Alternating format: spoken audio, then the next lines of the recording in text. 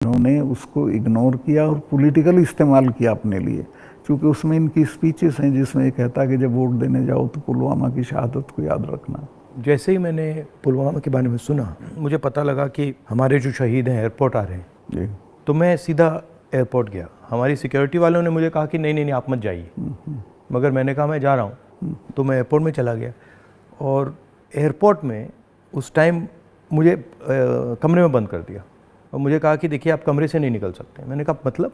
तो उधर वो सब शहीद आए थे, वहाँ पे आर्मी के लोग थे, प्रधानमंत्री आ रहे थे और मुझे मतलब लिटरली चाबी से बंद किया कि आप बाहर नहीं जा सकते। मैंने सिक्योरिटी वालों से बोला ये मतलब ऐसे कैसे कर सकते हैं, और फिर लड़के मैं वहाँ से निकला तो मुझे लग रहा था कि एक पूरा वहाँ पे शो सा क्रिएट हो रहा था। हाँ वो था ही, वो प्रधानमंत्री को श्रीनगर जाना चाहिए था, राजनाथ सिंह आए थे, मैं था, हम लोगों ने श्रद्धांजलि दी थी, प्रधानमंत्री को उसी दिन जाना चाहिए था। नहीं मगर मुझे उसमें क्या शौक लगा कि ऐसे लग रहा था कि एक कोई बड़ा इवेंट सा हो रहा है ना इसके लिए, और वहाँ पे प्रधानमंत्री आए हैं और ये पूरा मतलब जैसे देश को दिखा रहे हैं कि भैया देखो, काफ़ी डिस्टेस्टफुल सा था। जिस दिन ये हुआ तो ये नेशनल कॉर्बेट पार्क में शूटिंग करा रहा था अपनी, तो ये अवेलेबल, मैंने 3-4 बार कोशिश की, मिला ही नहीं मुझको। 5 या 6 बजे इसका फ़ोन आया, हाँ सतपाल भाई क्या हुआ?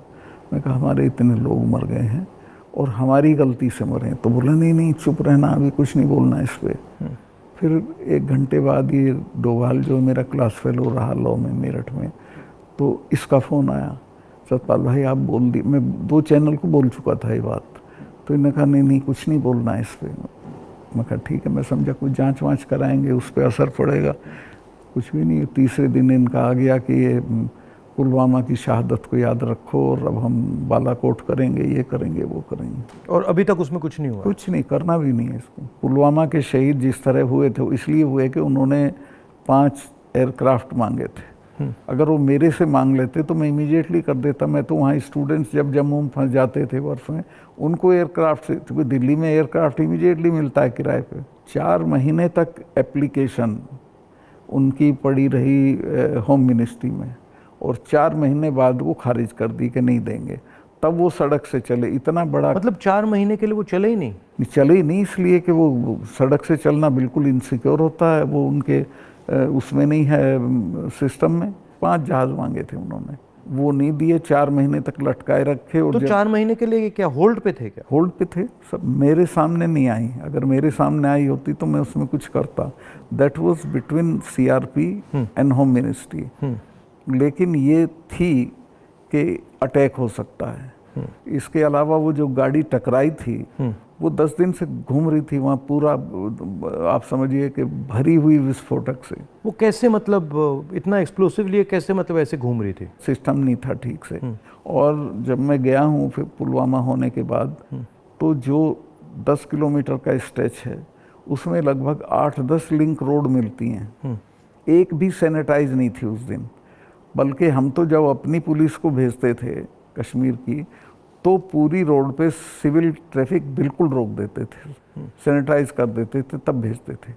ना हाईवे सैनिटाइज था ना वो लिंक रोड।